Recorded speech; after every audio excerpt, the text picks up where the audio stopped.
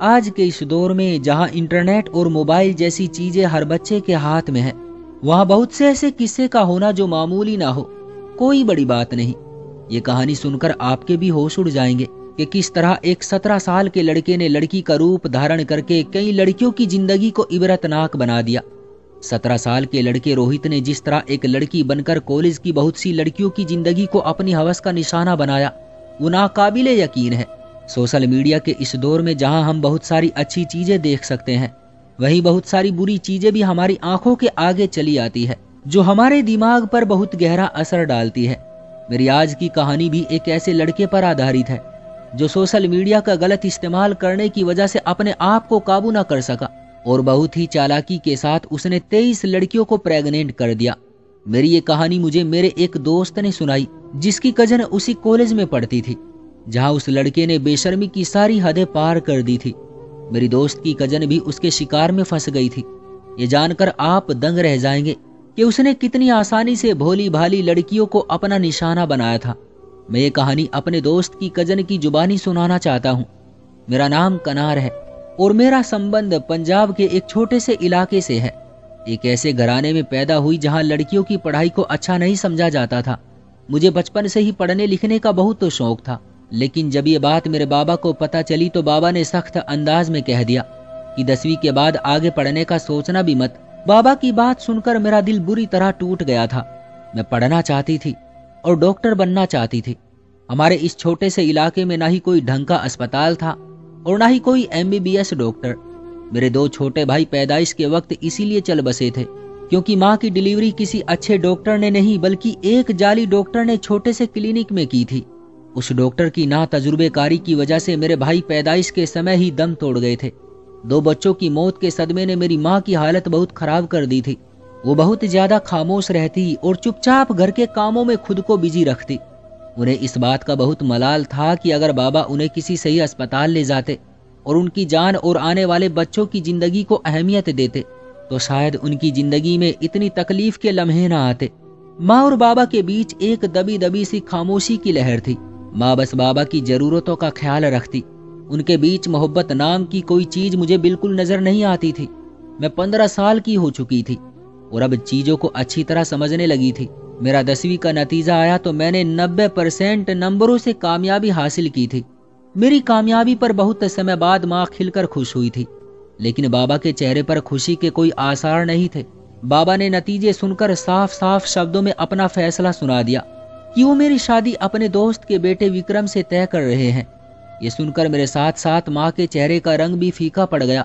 बाबा ने मुझे इतना मौका ही नहीं दिया था कि मैं आगे एडमिशन की बात कर पाती।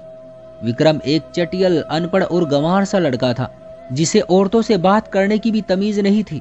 वो तो अपनी माँ के साथ ही इतनी बदतमीजी से पेश आता था। मेरे साथ कैसा सलूक करता, ये सोचकर ही मेरी जान निकल गई थी। बाबा के फैसले के आगे मेरी कुछ कहने की हिम्मत नहीं थी, लेकिन पहली बार माँ ने बाबा के फैसले के खिलाफ आवाज उठाई थी। माँ ने बहुत सख्त अंदाज में बाबा से कह दिया कि पहले हमारी बेटी शिक्षा हासिल करेगी और उसके बाद ही हम उसकी विक्रम से शादी के बारे में सोचेंगे। माँ के इस अंदाज पर बाबा हैरान रह गए थे। माँ ने सारी जिंदगी अपना सर बाबा के फैसलों के आगे झुकाए रखा था, लेकिन शायद अब माँ का सब्र जवाब दे गया था। माँ बाबा के बीच एक बहुत बड़ी बहस की शुरुआत हो गई थी और हैरान कर देने वाली बात थी कि माँ जिंदगी की पहली जंग जीत गई और बाबा ने यह कहकर मुझे आगे पढ़ने की इजाजत दे दी कि पढ़ाई पूरी होते ही वो मेरी शादी विक्रम से करवा देंगे। मैं तो इजाजत मिलने पर इस कदर खुश थी कि मैंने बाबा की आखिरी शर्त पर गौर ही नहीं की थी। मैं माँ के गले से लग गई और माँ का धन्यवाद किया। माँ मेरे माथे को चूम कर कहने लगी कि मैंने सारी जिंदगी एक अनपढ़ इंसान के साथ निकाल दी है, लेकिन मैं नहीं चाहती कि तेरा हाल भी मेरे जैसा हो। लेकिन हम दोनों ही इस बात से बेखबर थे कि भविष्य में मेरा हाल माँ से भी कहीं ज्यादा बदतर होने वाला है। मैंने मेडिकल के पहले साल में दाखिला ले लिया था। हमारे इलाके से काफी दूर एक लड़कियों का कॉलेज था। मैंने पाबंदी से कॉलेज जाना शुरू कर दिया। मैं बहुत खुश थी कि जिंदगी ने मुझे एक मौका दे दिया है, लेकिन मैं ये नहीं जानती थी कि ये मौका मेरे लिए कयामत की तरह साबित होगा। मैंने कॉलेज में किसी भी लड़की से दोस्ती नहीं की थी। मैं अपनी शिक्षा पर पूरी तवज्जो दे रही थी। मैं नहीं चाहती थी कि मेरी जरा सी भी लापरवाही की वजह से मुझसे पढ़ाई का ये मौका छिन जाए। कॉलेज में बहुत ही कम लड़कियां आ रही थी। सर्दी के दिन थे और पंजाब में तो वैसे भी काफी सर्दी पड़ती थी, लेकिन मैं किसी भी हाल में छुट्टी नहीं करती थी। एक दिन मैं कॉलेज गई तो कुछ लड़कियां आपस में बात कर रही थी। उनकी बातें मेरी समझ से बाहर थी। एक लड़की कह रही थी, यार उर्मिला प्रेग्नेंट हो गई है। पता नहीं कॉलेज की लड़कियों को क्या हो गया है। ये कोई 6ठी या 7वीं लड़की है जिसके प्रेग्नेंट होने की खबर मिली है और वो कॉलेज से चली गई है। पता नहीं लड़कियां कॉलेज पढ़ने के लिए आ रही है या फिर इश्क मासूकी करने के लिए। दूसरी लड़की कहने लगी, यार उर्मिला मेरी बहुत अच्छी दोस्त थी, उसका तो किसी लड़के के साथ कोई चक्कर भी नहीं था। पता नहीं वो कैसे प्रेग्नेंट हो गई, उसे खुद भी पता नहीं। उस लड़की की बात सुनते ही सारी लड़कियां जोर जोर से हंसने लगी। वाह वाह, क्या खूब बात कही है। किसी लड़के के साथ चक्कर भी नहीं और प्रेग्नेंट भी हो गई। और बड़ी बात तो यह है कि उसे खुद भी खबर नहीं। उर्मिला से बड़ी झूठी तो कोई और हो ही नहीं सकती। सब लड़कियां मिलकर ही उर्मिला का मजाक बना रही थी। मैंने सरसरी तौर पर उनकी बातें सुनी थी जो मेरे लिए बिल्कुल ही अजीब सी थी और मुझे उन बातों से कोई मतलब भी नहीं था। मैं खामोशी से अपनी किताबें उठाए लाइब्रेरी में चली आई थी जहां पूरी तरह सन्नाटा छाया हुआ था। मुझे इतने ज्यादा नंबर हासिल करने थे कि MBBS में मेरा आसानी से दाखिला हो जाता और इसके लिए मुझे बहुत सख्त मेहनत करनी थी। मुझे लाइब्रेरी में बैठे थोड़ी ही देर गुजरी थी कि एक बहुत खूबसूरत सी लड़की मेरे बराबर में आकर बैठ गई। वो बहुत ही गोरी चिट्टी और मॉडर्न सी थी। उसके कांधों पर लहराते गोल्डन बाल उसकी खूबसूरती को 4 चांद लगा रहे थे। मेरे पास बैठते ही वो धीरे से मुझे गुड मॉर्निंग कहने के बाद बताने लगी कि उसका नाम रिया है और वो मुझसे एक क्लास आगे है। उसके गुड मॉर्निंग का जवाब देकर मैं दोबारा से किताबों में मग्न हो गई तो वो कहने लगी कि अगर तुम्हें नोट्स की जरूरत है तो मैं तुम्हारी मदद कर सकती हूँ। उसकी बात सुनकर मैं चौंक गई क्योंकि ये बात मेरे बहुत काम की थी। मुझे बहुत सारे सब्जेक्ट में मदद की जरूरत थी क्योंकि मैं अपने हिसाब से पढ़ रही थी, इसलिए मुझे नोट्स से बहुत मदद मिल सकती थी। मैंने फौरन रिया की तरफ देखा तो उसके चेहरे पर बहुत खूबसूरत सी मुस्कुराहट सजी हुई थी। उसने मेरी तरफ दोस्ती का हाथ बढ़ाया तो मैंने भी फौरन उससे हाथ मिला लिया। ये दोस्ती मैंने बहुत खुदगर्ज होकर अपने मतलब के लिए की थी क्योंकि मुझे पढ़ाई में मदद की बहुत जरूरत थी, मगर मैं इस बात से पूरी तरह अनजान थी कि ये दोस्ती मुझे किसी नतीजे पर पहुंचा देगी। रिया ने पढ़ाई में मेरी मदद शुरू कर दी थी। हम दोनों के बीच काफी अच्छी दोस्ती हो गई थी। मैंने रिया की एक बात बहुत ही अलग महसूस की थी कि वो दूसरी लड़कियों की तरह नहीं थी। मेरी किसी बात पर नाराज ना होती और मैं कुछ भी कहती तो फौरन मान जाती। हर वक्त मेरे कांधे पर सर टिकाकर आंखें बंद किए बैठी रहती। रिया को चिपकने की बहुत आदत थी। वो मेरे इस कदर करीब होकर बैठी थी कि मुझे अजीब सी बेचैनी का एहसास होने लगा था, लेकिन मैं उसकी दोस्ती के आगे खामोश हो जाती। अक्सर ही वो मुझे पीछे से कसकर पकड़ लेती और मेरी खूबसूरती की तारीफ करने लगती।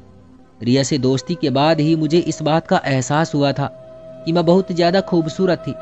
मैंने पहली बार खुद को आईने में इस अंदाज से देखा था कि मुझे अपना हुस्न नजर आया था। रिया मेरी बड़ी बड़ी आंखों और पतली सी कमर की ऐसी तारीफ करती कि मैं खुद से शर्मा जाती। हर गुजरते दिन के साथ मेरी और रिया की दोस्ती गहरी होती जा रही थी। वो दीवानों की तरह मेरे लिए कुछ भी कर गुजरने को तैयार रहती थी। कभी कभी तो मैं रिया से कहती, तुम मुझे किसी आवारा आशिक की तरह महसूस होती हो जो मेरे इश्क में पागल हो गई हो। मेरी बात सुनकर वो खिलखिलाकर हंसने लगती।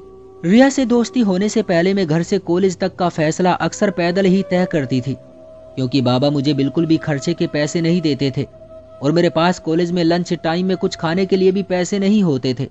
लेकिन जब से मेरी और रिया की दोस्ती हुई थी मेरा ये मसला बिल्कुल खत्म हो गया था। रिया के पास एक सफेद रंग की ऑल्टो कार थी और वो मुझे खुद ही कॉलेज से घर छोड़ दिया करती थी। लंच टाइम में अपने साथ साथ वो मेरे लिए भी कैंटीन से खाने की बहुत सारी चीजें खरीद लेती। शुरू शुरू में तो मुझे ये सब कुछ अच्छा नहीं लगता था और मैंने कई दफा रिया को मना भी किया कि वो मुझ पर इतनी मेहरबानी ना करे, लेकिन वो तो हमेशा ये कहकर मुझे खामोश करवा देती कि दोस्ती में सब कुछ चलता है। वो मुझे अच्छाई की कोई देवी मालूम हुई थी जिसने मेरे बहुत सारे मसलों को चुटकी बजाकर हल कर दिया था। लेकिन मुझे क्या पता था कि उसके अंदर तो एक हैवान गुंडली मार कर बैठा हुआ है जो सही वक्त और सही मौके के इंतजार में था। रिया ने मुझे बताया था कि उसके पापा कनाडा में नौकरी करते हैं और वो यहाँ अपनी मम्मी के साथ रहती है, लेकिन उसकी मम्मी भी अक्सर ही उसके पापा के पास कनाडा चली जाया करती है और उस वक्त रिया घर में बिल्कुल अकेली होती है। हम दोनों एक दूसरे से हर छोटी बड़ी बात शेयर करने लगे थे।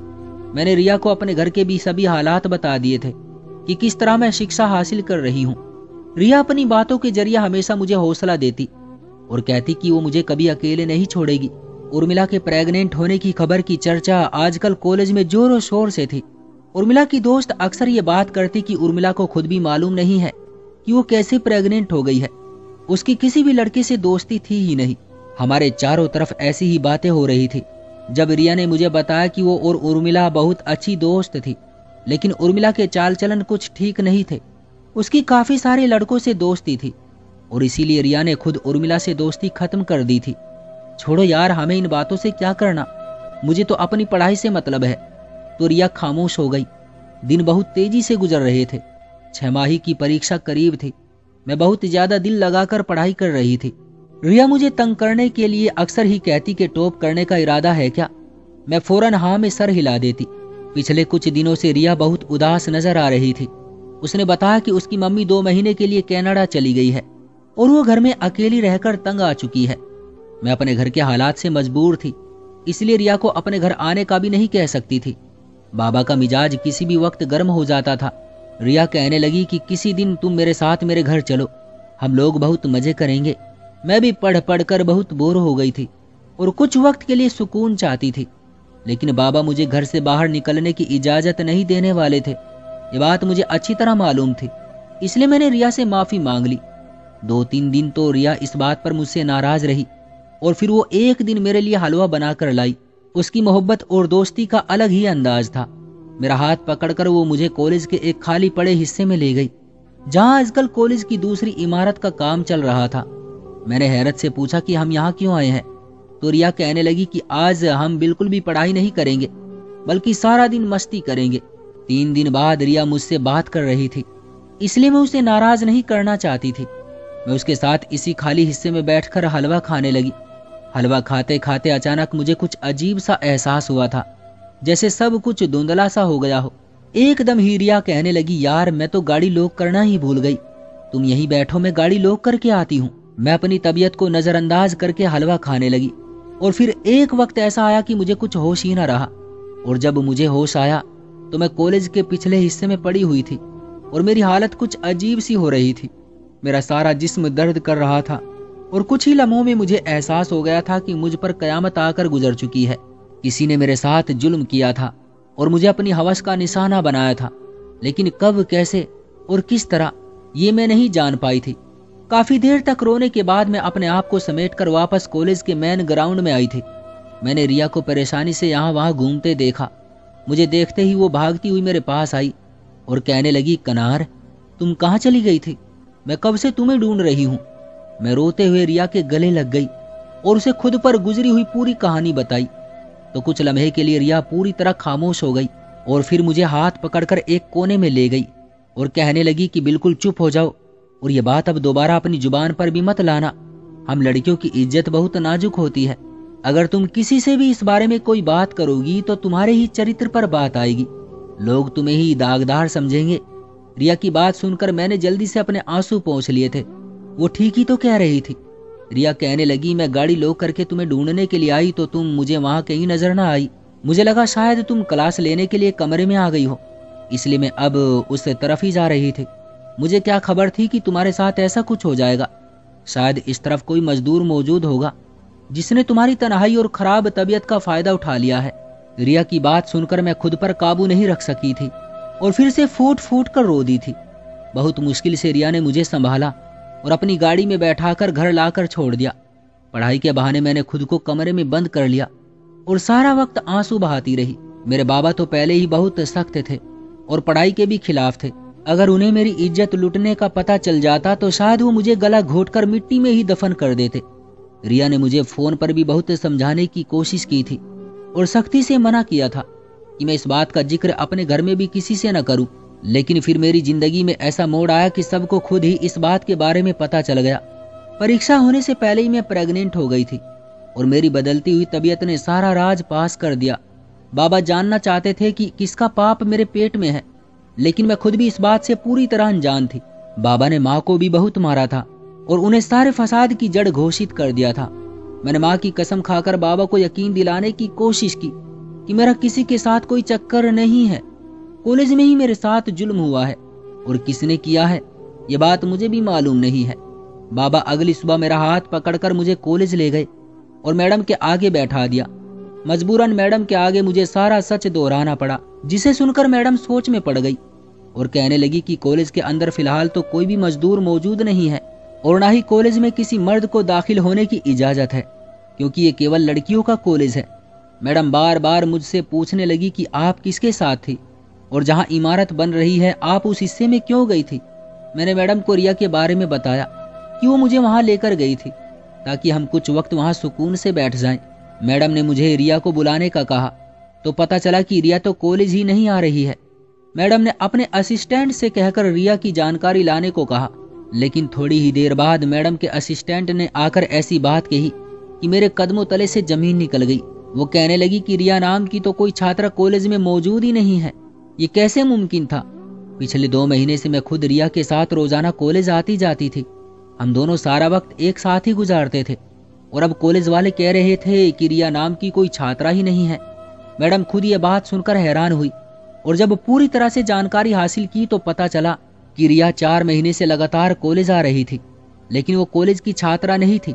रिया का कॉलेज में कोई रिकॉर्ड मौजूद ही नहीं था। ये गवर्नमेंट कॉलेज बहुत ज्यादा बड़ा नहीं था और ना ही यहाँ ज्यादा लड़कियां पढ़ने आती थी, इसलिए टीचर भी अपने फर्ज पर ज्यादा ध्यान नहीं देते थे। कॉलेज के दरवाजे पर चेकिंग का कोई इंतजाम मौजूद नहीं था।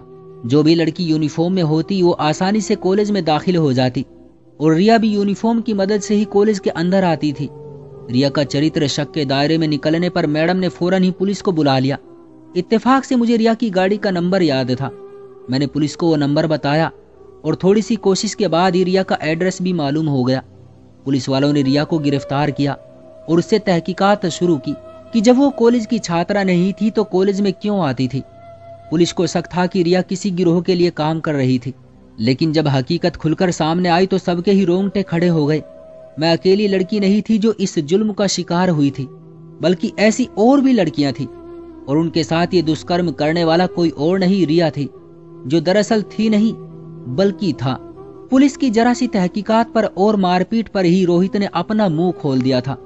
वो 17 साल का एक जवान लड़का था जो बहुत कम उम्र में ही मोबाइल फोन पर बहुत सी गंदी गंदी वीडियोज देखता आया था, जिसने उसके अंदर हवस पैदा कर दी थी। रोहित के पास पैसे की कोई कमी नहीं थी।